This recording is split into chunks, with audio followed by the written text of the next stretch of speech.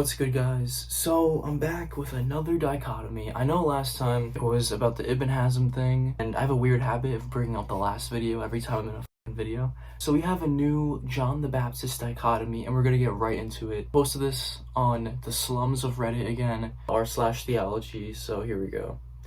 This could disprove Islamic doctrine, John the Baptist dichotomy. So yeah, like I said, usually with the stuff I make, and I actually have another one. It's called the Missing Prophet Dichotomy. I'll upload a video about that soon. In terms of all my dichotomies, I think this one is probably one of the most original and one of the most potent ones. So let's go right into it.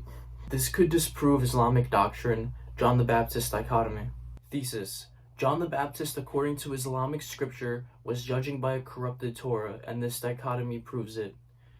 So it was brought to my attention, Quran 544 states, "Indeed we sent down the Torah, in which was guidance and light, the prophets who submitted to Allah, judged by it for the Jews, as did the rabbis and scholars, by with which they were entrusted of the scripture of Allah.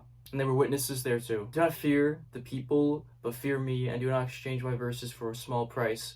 And whoever does not judge by what Allah has revealed, then it is those who are disbelievers." So I was curious on what the tafsir commentary said about this, and I found extremely interesting stuff. Al-Tabari, Al-Qurtubi, Ibn Kathir all said this was pertaining to the prophets in between Moses and Jesus until Jesus was given the gospel. Now, the Dead Sea Scrolls were 100 to 300 years, I think it was like 50, before Islamic Jesus. So I thought there could be a prophet in that time frame after Moses, before Jesus getting the gospel, like Jesus getting the gospel. And I realized it was John the Baptist. According to the Quran, Surah Maryam, chapter 9:12, Yahya, or John the Baptist, is a prophet, as well as 685, 339, and 1912. Yeah, I already said 1912. As well as Quran, I said 1912 like 3 times, I don't know why. Commanding him to take the scripture with strength, and the likes of Tabari and Ibn Kathir state this was the Torah.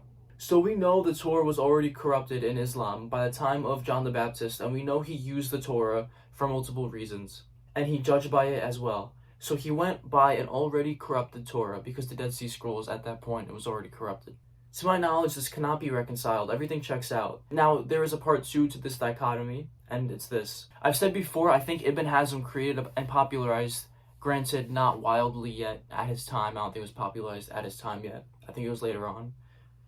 For certain, the modern Islamic view of Tarif, from mana to nas, meaning to textual corruption, and we could see his influence here in real time. There's another notable tafsir commentary on 544 by Al-Jalalain, 1500 AD, 3 to 400 years after Ibn Hazm, and he makes sure to note that the prophets judged before the Torah was corrupted.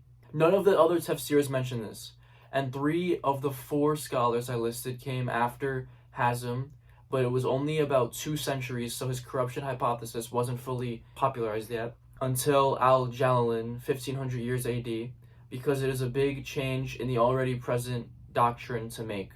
We could literally see how scholars changed their articulation in real time from Hazm. Thank you, and I'm open to responses. So basically, what I was trying to say here. Alright, my mic was charging because I never come ready for any of this. So again, like, big points I was trying to make was how, again, like, let me skim through it again. Islam says, and I'll have all my citations ready, and I'm open to debate, verbal, and like in the comment section. So Islam says in between Moses and Jesus, before he got the gospel, so I guess you would kind of include Jesus too, but maybe he got the gospel at the beginning of his ministry, so you never really know. Maybe, I don't even know if he judged by the Torah. Maybe he got the gospel and then, so I'm not gonna assume with that.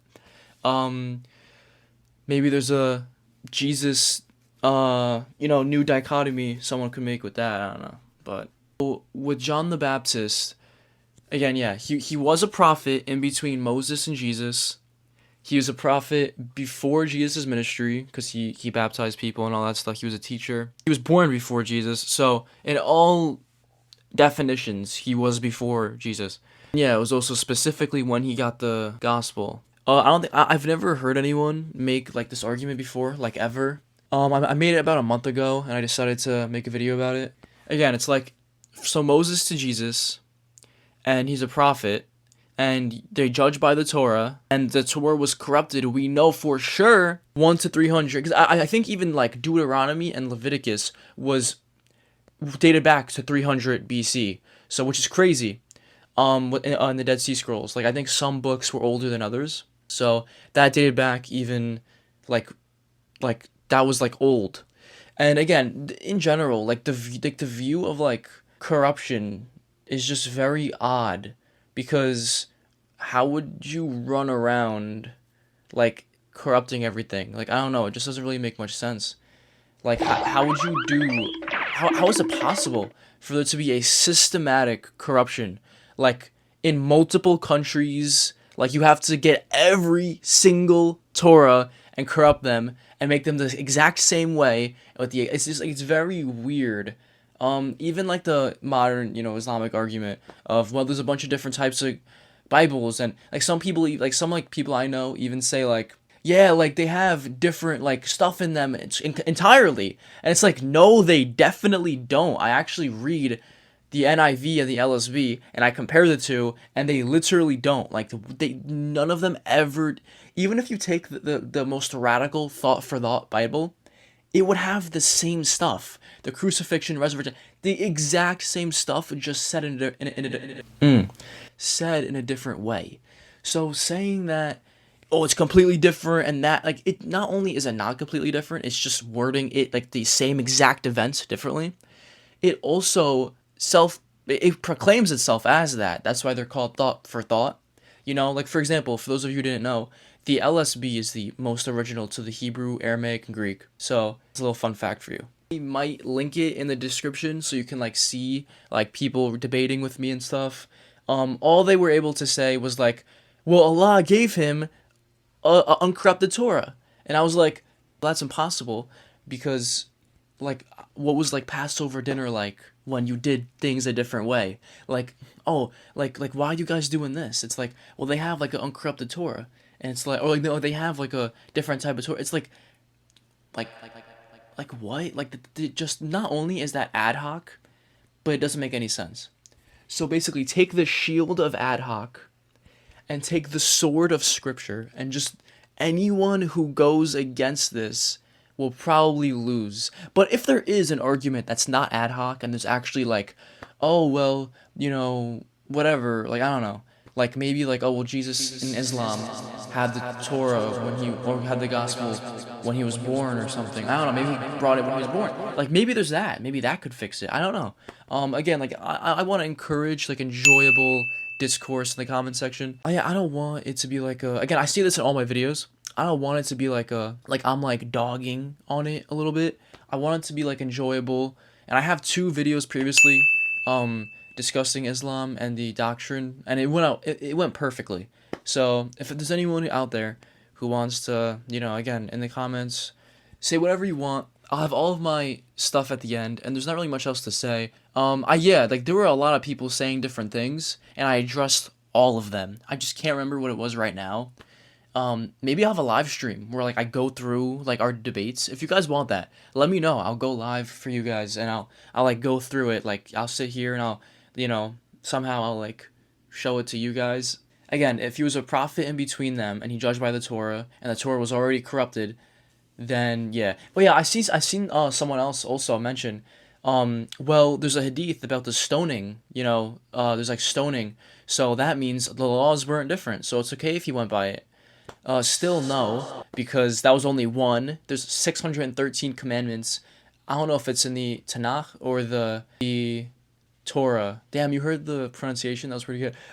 Or the Torah. I don't know if it was. I think it's in the Torah, 613. So that was only one. So the stoning hadith, and that's it. And then that's fair. And that's a good argument to make, but it's just not sufficient. And yeah, it's really it. So if there's anyone out there who wants to, like even like verbal debate, like I'm down for that too. Anyone in the comments who wants to, hey, like, and like kind of like push back a little bit, I'm totally fine with that. As I usually do. Again, I'm not dogging on anyone's belief. I just want to, I noticed something wrong, and I wanted to point it out, and that's it. You know, so thank you guys so much for watching. I'll have all my notes and stuff, you know, and everything in case I miss anything. And that's about it. Peace.